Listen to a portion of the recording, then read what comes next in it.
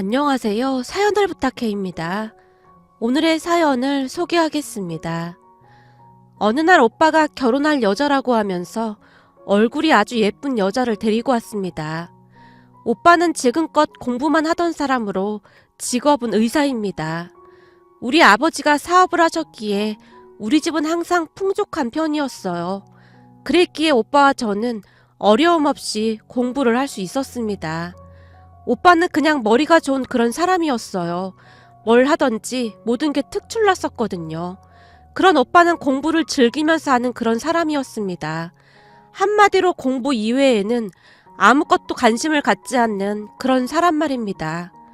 제가 지금도 잊혀지지 않는 것이 오빠가 고등학교 때 수학 문제를 풀고 있었는데 한 문제가 풀리지 않는다고 하면서 반나절 동안이나 풀고 또 풀었던 게 기억이 납니다. 하지만 오빠는 어떻게든 문제를 풀어냈고 그것에 대해 희열 같은 것을 느끼는 듯 했어요. 그랬던 오빠였기에 공부 말고는 아무것도 관심이 없었어요. 그러던 오빠가 여친을 데리고 왔기에 부모님과 저는 놀랄 수밖에 없었는데요. 집안에 들어서던 여친을 보고는 우리 모두 다시 한번 놀라고 말았답니다. 오빠 여친 얼굴이 예뻐도 너무나 예뻤거든요. 특히나 피부가 정말 좋았는데요. 잡티 하나가 없는 그런 맑은 얼굴이었습니다. 나중에 알게 된 사실인데 오빠는 피부 좋은 사람이 이상형이었다고 했습니다. 둘은 병원에서 만났고 서로 한눈에 반했다고 했습니다. 그렇게 만난 지 1년도 되지 않았지만 결혼을 하겠다고 통보를 해왔고요. 물론 가족들 모두 대환영이었죠. 그동안 공부만 한 오빠가 한눈에 반한 사람이라고 하니 신기하기도 하고 반갑기도 했거든요. 하지만 오빠 여친이 다녀간 뒤 아빠의 표정이 유난히도 좋지 않아 보였어요. 여보, 표정이 왜 그래? 아니, 난 인상이 뭔가 좀 그렇네. 인상이 왜? 관상이 안 좋아 보여? 당신 그런 거 기가 막히게 잘 맞추잖아. 난 첫 느낌을 아주 중요하게 생각하는데 뭔가 느껴지는 게 좀 쎄한 게 이상한데? 라며 아빠가 걱정스레 말했어요. 아마도 그때부터 엄마의 근심이 깊어졌던 것 같습니다. 우리 아빠가 오래전부터 사업을 했는데 이상하리만큼 사람 관상을 잘 봤거든요. 그런 아빠의 안목이 사업에 많은 도움이 되었다고 할 정도였으니까요. 어느 날은 엄마가 심각한 표정으로 제게 물었어요. 너 내일 시간 좀 있니? 내일? 딱히 일은 없는데 왜? 그래? 그럼 엄마랑 내일 어디 좀 다녀오자. 괜히 아빠한테 말하면 한 소리 들을 것 같고 그렇다고 이모랑 같이 가자니 거기서 혹시나 안 좋은 소리 할까봐 그것도 좀 걱정되고. 왜? 어딜 가는데 그래? 그러니까 나보고 운전기사 하라 그 말인 거지? 그래. 그니까 내일은 다른 약속 잡으면 안 돼. 어디를 가는지 말은 해줘야지. 네 아빠랑 오빠한테는 절대 말하면 안 돼. 저기 말이야, 네 오빠랑 네 오빠 여자친구 궁합 좀 볼까 해서 말이야. 궁합? 엄마, 그런 거 하나도 안 맞는데. 그냥 재미로 보는 거야. 재미로 봤다가 둘이 헤어지라고 하면 어쩔 건데. 내가 보기에 지금 오빠는 여자친구한테 완전 푹 빠져 있던데 궁합 안 좋다고 헤어지라고 하면 거품 물걸? 그러니까 그냥 가지 마. 라고 제가 엄마를 말렸지만 엄마의 생각은 확고해 보였습니다. 결국 엄마와 함께 궁합을 보러 갔는데요. 일반 무속인이 아니라 사주와 궁합을 봐주는 그런 철학관이었습니다. 듣다 보니 나름 말도 조리 있게 잘하고 그랬기에 저도 귀가 솔깃한 채 듣고 있었어요. 우선 철학관에 가기 전 엄마가 오빠에게 여자친구에 대해 이것저것 캐물어서 기본 정보는 가지고 갔기에 그 정보를 철학관 원장님께 건네며 엄마가 물었어요. 저기 우리 아들이 여자친구를 데리고 왔는데 우리 남편이 관상이 좀 안 좋다고 말을 해서요. 근데 우리 남편이 관상을 워낙 잘 보는 사람이라 걱정이 되네요. 잠시만요. 제가 한번 보겠습니다. 철학관 원장님이 진지하게 노트에 뭔가를 적으면서 확인하고 있었는데요. 잠시 후 노트를 보며 설명을 하기 시작했습니다.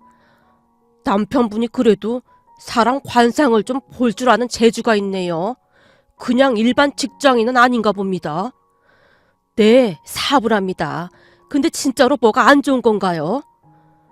이 여자 사주가 참 이상하게 나오네요. 네? 사주가 이상하게 나오다니요? 그건 또 무슨 말씀이세요? 그런 것까지는 알 필요 없고 그냥 신경 안 쓰셔도 되겠습니다. 둘이 절대 결혼 못해요. 제가 장담하겠습니다. 네? 결혼을 못하다니요? 지금 우리 아들이 이 여자한테 푹 빠져서 헤어나오질 못하고 있다 그 말입니다. 무슨 구미호한테 홀린 사람 마냥 그러고 있어요. 그럴 것 같네요. 여자 얼굴이 보통 예쁜 게 아니죠. 근데 절대 결혼 못합니다. 그러니까 그냥 놔두면 됩니다. 그냥 놔두라니요. 그러다 결혼한다고 하면 어떻게 하게요? 그 집안 사람이 될 팔자가 아닙니다. 당장 내일이라도 식 올릴 분위기인데 지금 집 보러 다니고 난리도 아니에요. 게다가 지금 상견례까지 잡았다 그 말입니다. 제 말 잘 들으세요. 지금 둘이 억지로 뜯어말리면 오히려 역효과가 납니다. 아드님 같은 경우 평생 공부만 한 사람이라 뭐에 하나 빠지면 절대 헤어나오지를 못하는 그런 사람입니다. 근데 억지로 떼어낸다 한들 일이 더 커진다 그 말입니다. 우선 그냥 상견례하고 하고 싶은 대로 하게 그냥 두세요. 확실한 건 결혼식장에 절대 둘이 같이 못 들어갑니다. 철학관 원장님이 자신만만한 표정으로 말을 했기에 엄마도 더 이상은 아무 말도 하지 못한 채 그곳을 나왔는데요. 저게 진짜인지 모르겠다. 여기 엄청 유명한 곳이라고 했다며. 그럼 한번 믿어봐. 저 원장님 말대로 지금 섣불리 결혼 반대한다 뭐한다 그러면 역효과 날 거 분명해. 오빠가 예전부터 뭐 하나에 빠지면 정신 못 차렸잖아. 그니까 내색하지 말고 그냥 기다려봐. 그런가? 그럼 그냥 기다려야 하나? 엄마의 얼굴에 걱정이 가득해 보였어요. 그 뒤 우리는 상견례까지 하게 되었습니다. 상견례 전날까지 엄마는 가고 싶지 않다며 잔뜩 인상을 썼지만 그냥 따를 수밖에 없었어요. 그렇게 우리는 상견례 장소로 갔습니다. 그런데 한정식 집에 들어서던 순간 오빠 여친 부모님과 여친만 있었는데요. 자리에 앉자마자 오빠 여친 엄마가 말했어요. 우리 둘째 딸 몸이 좀 안 좋아서 나오질 못했습니다. 양해 좀 부탁드립니다. 아닙니다. 그럴 수도 있죠. 괜찮습니다. 엄마가 애써 아무렇지도 않은 듯 대답했어요. 상견례를 하는 내내 오빠 여친 엄마는 첫째 딸 자랑만 늘어났는데요. 엄마의 표정은 이미 넋이 반쯤 나가 있어 보였어요. 오빠 여친 엄마는 말도 좀 함부로 하는 그런 사람이었어요. 우리 딸이 의사는 아니지만 그 병원 의사들이 우리 딸 한번 꼬셔보려고 아주 환장을 하더라고요. 뭐 이 집 아들만 대박 난 거죠. 우리 큰딸이 이래봬도 다들 미스코리아 대회 한번 나가보라고 난리도 아니었거든요. 오빠 여친 엄마는 아주 대놓고 첫째 딸 자랑을 하고 있었지만 이상하리만큼 둘째 딸 이야기는 입 밖에도 꺼내지 않았어요. 그리고 제가 보기에 우리 엄마는 빨리 그 자리를 떠나고 싶다 그러한 생각밖에 없어 보이는 것 같았습니다. 잠시 후 상견례를 끝낸 뒤 집으로 돌아왔는데요. 엄마가 오빠에게 피곤 가득한 표정으로 한마디를 했어요. 아니 무슨 큰딸 자랑만 그렇게 해대는지 아직도 머리가 울릴 지경이다. 게다가 허세는 왜 그렇게 부려대는지 진짜 좋게 볼래야 좋게 볼 수가 없더구만. 엄마, 그래도 우리 지수가 얼굴이 예쁜 건 사실이잖아. 우리 지수 얼굴은 100년에 한 번 나올까 말까 하는 그런 얼굴이라니까. 다 이해해줘야지. 오빠는 그저 싱글벙글이었습니다. 잠시 후 오빠가 여친을 만난다며 다시 나갔고 엄마가 제 방으로 조용히 들어왔어요. 저기 말이야, 그 철학관 원장 말만 믿고 이렇게 있어도 되는 건지 모르겠다. 엄마, 내가 보기엔 그 철학관 가서 그냥 돈만 날린 것 같아. 엄마도 아까 오빠 표정 봤지? 지금 오빠 완전 제정신이 아니야. 꼬리 9개 달린 구미호한테 완전 홀렸다니까? 그러게 말이다. 상견례까지 하고 나니까 더 결혼시키기 싫어지지 뭐니. 이러다 둘이 결혼해버리면 어쩌니 그래. 엄마의 얼굴에 먹구름이 가득해 보였습니다. 그 뒤 엄마는 조바심에 그 철학관을 다시 찾아갔는데요. 철학관 원장님은 그저 마음 푹 놓고 기다리라는 말만 되풀이 할 뿐이었어요. 결국 나중에는 엄마도 작포자기한 마음으로 오빠의 결혼식을 준비했습니다. 이미 여친에게 홀릴 대로 홀린 오빠를 설득한다는 건 불가능해 보였거든요. 그렇게 몇 달 뒤 우리 오빠는 결혼식을 올리게 되었습니다. 그쯤에서 엄마는 모든 것을 다 체념한 듯 나름 꼼꼼히 결혼식 준비를 했고요. 그런데 그날 결혼식장이 발칵 뒤집어질 줄 누가 감히 상상이나 했겠어요. 저는 지금껏 살면서 그런 괴기한 일은 처음 겪어봤던 것 같습니다. 우선은 부모님과 저도 머리 손질과 화장을 위해 아침 일찍 미용실로 가서는 나름 준비를 했습니다. 물론 오빠는 오빠 여친과 함께 준비를 한다면서 먼저 출발을 했고요. 하지만 머리 손질과 화장을 하던 엄마의 얼굴에 눈물이 그렁그렁했어요. 이 사기꾼 같은 철학관 원장, 그 인간 믿었다가 이게 뭐니 그래? 지들이 좋다고 하는 걸 무슨 수로 뜯어말려. 그냥 순리대로 받아들여야지. 뭘 어쩌겠어. 당신 오늘 같은 날 그렇게 눈물 흘리고 있으면 사람들이 뭐라고 하니까 지금부터 표정 관리해. 라며 아빠가 엄마를 나무랐어요. 그렇게 잠시 뒤 우리는 예식장에 도착해서는 손님들을 맞이하고 있었는데요. 엄마, 아무리 그래도 신부 대기실에는 한번 가봐야 하지 않겠어? 됐다. 지금 거기 갔다가 괜히 눈물만 날 것 같아. 그럼 나라도 다녀올게. 인사는 해야 할 것 같아서 말이야. 라며 제가 신부 대기실로 향했는데요. 오빠 여친이 신부 화장을 곱게 한 채 앉아 있었어요. 워낙에 얼굴이 예뻤던지라 신부 화장까지 해놓으니 더 예쁘더라고요. 그 모습을 보며 오빠가 반할만 하다 싶을 정도였거든요. 하지만 결혼식 날이다 보니 많이 긴장을 한 것 같아 보였습니다. 표정이 많이 얼어있는 듯해 보였거든요. 그리고 얼마 뒤 방송으로 곧 결혼식이 시작된다고 했기에 우리 모두 식장으로 들어갔어요. 그러던 중 제가 오빠와 눈이 마주쳤는데 오빠의 얼굴이 어딘지 모르게 넋이 나간 것 같은 그런 모습이었어요. 분명히 아침까지만 해도 신이 난 채 입이 찢어져라 웃어대던 오빠의 모습은 온데간데였고 어딘지 모르게 조금 다른 사람처럼 보였다고 해야 할까요? 그런 오빠를 보며 긴장해서 그렇겠지 라고 생각하고 말았습니다. 곧 신랑 입장이 있었고 이어서 신부가 아버지와 함께 입장을 하고 있었어요. 다들 환호성을 지르며 예쁘다며 박수를 쳤고 말이죠. 주례는 오빠의 대학 교수님이 해주셨는데요. 평소 오빠가 존경하던 그런 교수님이셨거든요. 잠시 후 주례사를 하던 교수님이 경건한 목소리로 말씀하셨어요. 혼인서약을 하겠습니다. 먼저 신랑 김주원 군에게 묻겠습니다. 김주원 군은 이지수 양을 아내로 맞이하여 어떠한 경우에도 항상 사랑하고 존중하며 어른을 공경하고 진실한 남편으로서 도리를 다하며 행복한 가정을 이룰 것을 맹세합니까? 교수님이 한 글자 한 글자 정성을 들여 낭독을 하고는 오빠를 바라봤는데요. 오빠가 넋이 반쯤 나간 사람 마냥 허공만 응시하고 있었어요.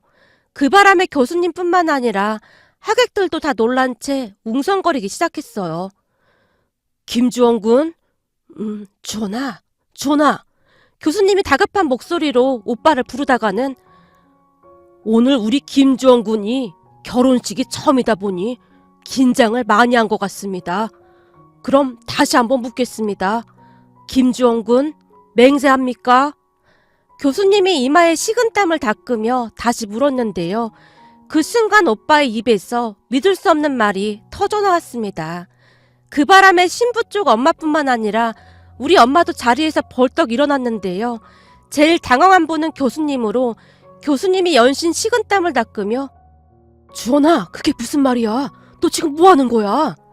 교수님이 혼비백산한 채 애원하다시피 말을 하고 있었어요. 하지만 오빠의 입에서 다시 한번 같은 말이 터져나오면서 결혼식장이 순식간에 술렁이기 시작했습니다. 저 이 결혼 못합니다. 이유는 여기 있는 신부가 잘 알고 있으니까 한번 물어보시죠. 당신이 당신 입으로 직접 말해봐. 당신 누구야? 아니 김서방, 그게 무슨 말인가? 누구냐니? 자네 신부 지수 아니던가? 신부 엄마가 신랑과 신부 가까이로 다가간 채 사색이 된 채 묻고 있었어요. 말씀 한번 잘하셨네요. 엄마니까 하늘에 따라 알아보시겠죠? 근데 지금 제 앞에 있는 이 사람이 이지수다 그 말씀인 건가요? 그 말에 책임질 수 있습니까? 자네 왜 일어나? 내가 나중에 다 설명할 테니까 우선 결혼식부터 하자고. 내가 이렇게 부탁함세. 제발 부탁하네. 지금 하객들 다 모아놓고 이러면 우리 체면이 뭐가 되겠는가? 지금 이 와중에 그쪽 체면이 중요합니까? 아니 어떻게 신부를 바꿔치기 해서 결혼식을 올릴 수가 있습니까? 그동안 살면서 오빠가 그렇게 흥분한 모습은 처음이었던 것 같습니다. 그 바람에 하객들의 비명소리가 여기저기서 터져나오면서 다들 놀란 채 자리에서 벌떡 일어나 있었어요. 오빠의 입에서는 놀랄만한 말들이 계속 터져나오고 있었습니다. 그리고 그 순간 오빠 앞에 서 있던 신부가 눈물을 뚝뚝 흘리더니 죄송합니다. 정말 죄송합니다. 라고 외치며 급히 식장을 빠져나갔고요. 한마디로 결혼식장이 난장판이 되어버린 거죠. 부모님도 뒷목을 잡은 채 어쩔 줄을 몰라 하고 있었는데요. 아니 대체 이게 무슨 일이야? 신부가 아니라니. 내가 잘못 들은 거지? 엄마가 아빠에게 물었어요. 엄마의 말을 들은 것인지 못 들은 것인지 아빠가 성큼성큼 오빠에게 다가갔는데요. 오빠에게 귓속말로 뭔가를 묻는 듯 했고 오빠가 뭔가를 짧게 설명하는 듯 했습니다. 그리고는 아빠가 사회자에게 마이크를 달라고 요청하더니 정중하고 단호한 목소리로 말씀하셨어요. 우선 신랑 아버지로서 이런 불미스러운 일이 생기게 된 부분 사과 말씀부터 드리겠습니다. 오늘 결혼식에 신부 대신 쌍둥이 여동생이 올라와 있었다고 합니다. 어떻게 된 일인지는 차차 알아볼 생각이나 오늘 결혼식은 없었던 일로 해야 할 것 같습니다. 바쁘신 와중에도 찾아주신 모든 분들께 진심으로 사과 말씀드리며 축의금은 반드시 돌려드리도록 하겠습니다. 신랑 아버지로서 다시 한번 정중하게 사과 말씀드립니다. 아버지가 하객들을 향해 허리 숙여 진심으로 사과를 했어요. 그리고는 오신 하객들이 식사를 할 수 있도록 안내까지 하셨고 말이죠. 무슨 이런 기가 막힌 일이 있는 것인지 황당하고 어이가 없을 뿐이었습니다. 그 와중에 신부 엄마는 예식장 바닥에 주저앉은 채 통곡을 하고 있었어요. 내가 못 산다 못 살아. 이런 개망신이 어딨어 그래. 그 순간 아빠가 신부 쪽 부모님께 다가가서는 단호하게 말했어요. 잘 들으십시오. 이 모든 잘못은 그쪽에 있는 거 알고 있는 거죠.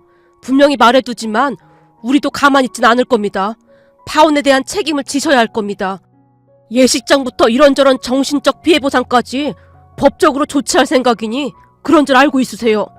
라고 아빠가 오빠 손을 잡아 끌고는 내려왔고 너무나 놀란 채 우리는 그곳을 나왔습니다. 그렇게 집으로 돌아와서 오빠가 우리에게 모든 것을 설명하기 시작했어요. 우선은 이 모든 이야기는 상견 옛날에 오지 않았던 동생으로부터 시작이 되었는데요. 사실 오빠 여친이 쌍둥이였다고 했거든요. 오빠가 한동안 말을 안 했었기에 우리도 그 사실을 나중에 알게 되었는데요. 오빠 말로는 둘이 쌍둥이긴 한데 많이 다르다 그렇게만 말을 했었거든요. 그래서 우리도 대수롭지 않게 생각하고 넘어갔었고요. 그런데 결혼식 당일 아침 신랑 신부 화장을 할 때부터 뭔가가 이상했다는데요. 신부가 시간에 맞춰서 나타나지 않았다고 하네요. 결국 오빠 혼자 준비를 했고 신부는 다른 곳에서 준비를 하고 있다며 오빠를 안심시켰다고 합니다. 물론 오빠는 그 말을 곧이곧대로 믿었고요. 그 와중에 오빠가 기억을 더듬으며 설명을 하기 시작했어요. 신부 화장이야. 따로 할 수도 있는 거니까 별 생각 안 하고 있었는데 계속 뭔가가 이상하더라고. 우선은 내 친구들이 신부 대기실에 가서 신부한테 아는 척을 해도 별 반응이 아니지 잘 못 알아보는 그런 느낌이더래. 더 기가 막힌 건 내가 뒤에서 지수야 하고 몇 번이나 불렀는데도 그냥 가버리더라고. 물론 다른 사람들이 불러도 그랬고 그땐 그저 긴장하고 있어서 그런 줄 알았어. 근데 지금 생각해보니 신부인 언니 대신 그러고 있었으니 얼마나 무섭고 긴장을 하고 있었겠어. 그랬으니 지수라는 이름을 부를 때마다 못 알아들었겠지. 거기다 알던 지수가 아닌 것 같다 이런 말을 친구들이 계속하고 있어서 그냥 꺼림칙하다 그 정도만 생각하고 있었거든. 근데 나도 하객들이 자꾸 오니까 잘 신경을 못 쓰고 있었거든. 생각해봐. 결혼식 날 신부가 바뀌었으리라고 누가 상상이나 해봤겠어? 그러다가 결정적인 건 네가 했던 말이었어. 오빠가 저를 빤히 바라봤어요. 그런 오빠의 말에 제가 놀란 채 물었고요. 내 말? 내가 무슨 말 했는데? 난 기억도 안 나는데? 네가 신부 대기실에 다녀와서는 나한테 그랬잖아. 오빠, 근데 새언니 얼굴에 잡티가 많았었나? 전에 봤을 때는 잡티가 하나도 없었던 것 같은데. 결혼 준비하느라 스트레스 받아서 생겼나? 화장으로 가리긴 했던데 자세히 보니 보이더라고. 라는 말을 했었잖아. 아, 그거 좀 이상했거든. 그동안 봤을 때는 얼굴에 잡티 하나 없이 엄청 맑았었거든. 근데 아까는 화장으로 많이 감춘 그런 기분이 들었어. 암튼 피부가 그전에 봤던 그런 피부가 아닌 건 확실했어. 그래, 바로 그거야. 네 말 듣고 갑자기 퍼즐들이 맞춰주기 시작하더라고. 오늘 아침부터 뭔가가 다 이상했거든. 나도 계속 이상하다 그러고 있었는데 친구들 말이랑 네 말 듣고 나니까 그때부터는 뭔가 의심이 아니라 확신이 생기기 시작하더라고. 지수 쌍둥이 동생 얼굴에 주근깨가 유난히 많았거든. 그래서 지수 엄마가 쌍둥이 동생보다 지수를 더 예뻐했다고 하더라고. 둘이 똑같긴 한데 아무리 봐도 지수 얼굴이 더 예쁜 건 사실이니까. 나도 쌍둥이 동생 몇 번 보긴 했는데 늘 고개를 숙이고 있었고 화려한 지수랑은 다르게 늘 초췌한 모습이었거든. 오빠는 여전히 진정이 되지 않는 모양으로 손까지 덜덜 떨고 있었어요. 그렇게 오빠가 신부 대기실에 들어가서는 사진 촬영해주는 분부터 해서 모든 사람들에게 잠깐만 나가달라고 했다고 합니다. 그리고는 오빠가 신부에게 물었다는데요. 너 지수 아니지? 너 지수 동생이지? 네? 아, 그게 아니야. 무슨 말을 하는 거야. 나 지수잖아. 지금 사실대로 말하면 내가 이해해줄게. 근데 이런 식으로 계속 거짓말하면 나 지금 결혼식 없고 나가버릴 테니까 빨리 사실대로 말해. 그 순간 쌍둥이 동생이 자포자기한 표정으로 말을 시작하더랍니다. 저기 형부, 진짜 죄송해요.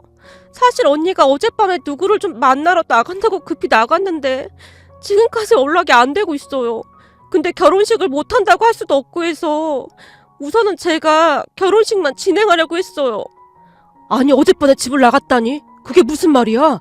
나한테 거짓말하면 어떻게 되는지 알고 있지? 사실대로 말하면 나도 해결책을 마련할 테니까 숨기지 말고 다 말해야 해. 오빠의 말에 쌍둥이 동생이 눈물까지 흘리며 실토를 하더랍니다.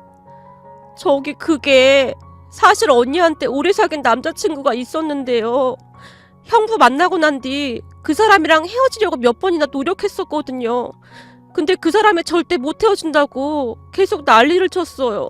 어제도 언니가 나갈 수밖에 없었던 게 결혼식장에 와서 깽판 치겠다고 해서 언니가 설득하러 나갔는데 아직까지 연락이 없는 거고요. 근데 언니랑 그 남자랑은 벌써 헤어졌어요. 그 남자가 계속 매달리고 있는 거예요. 라는 말을 하더랍니다. 말을 듣는 내내 너무나 어이가 없고 황당하기만 했지만 결혼식을 얼마 남겨놓지 않았었기에 어찌해야 하나 홀로 고민만 했다고 합니다. 그렇게 시간이 지나면서 결혼식이 시작이 되었고요. 처음에는 모든 걸 그냥 눈 감아줄까 하는 생각마저 했다는데요. 아마도 너무나 큰 충격으로 인해 이미 이성이 마비가 됐던 것 같았다고 합니다. 하지만 신랑 입장을 하면서 부모님과 잠시 눈이 마주치던 순간 정신이 번쩍 들더랍니다. 그리고는 그 난장판이 났던 거였고요. 무슨 이런 일이 다 있는 것인지 신부 가족들이 참 대단하고 무서운 사람들이라는 생각만 들었습니다. 저도 문득 생각해보니 상견례 때에도 보이지 않던 신부 동생이 결혼식장에서조차 보이지 않아서 왜 없지? 라는 생각을 잠시 했었거든요. 그랬는데 그런 일이 있었다니 소름이 끼칠 정도였습니다. 결국 부모님은 신부네 가족들을 상대로 소송을 진행했습니다. 물론 나중에 오빠 여친이 울며불며 그 남자랑 깨끗하게 정리했다며 오빠 여친 부모님과 함께 찾아와서 빌어댔지만 오빠는 단호하기만 했는데요.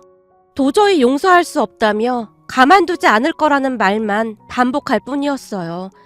그러면서 엄마와 제가 놀랄 수밖에 없었던 것이 그 철학한 원장님이 한 말이 떠올랐거든요. 그냥 신경 안 쓰셔도 됩니다. 둘이 절대 결혼 못해요. 제가 장담하겠습니다. 그 집안 사람이 될 팔자가 아닙니다. 라고 했던 말이죠. 세상을 살다 보니 이런 일을 다 겪어보네요. 그 뒤 아빠와 오빠는 소송을 준비해서 진행을 했습니다. 물론 큰 소동이 일어나긴 했지만 도중에 오빠가 정신을 차려서 얼마나 다행이었는지 모르겠습니다. 세상에 이런 일이 또 있을 수 있을까요? 참으로 기가 막히고 황당하기만 해서 이렇게 글 남겨봅니다. 오늘의 사연은 여기까지였습니다. 즐겁게 보셨다면 구독, 좋아요 부탁드립니다. 고맙습니다.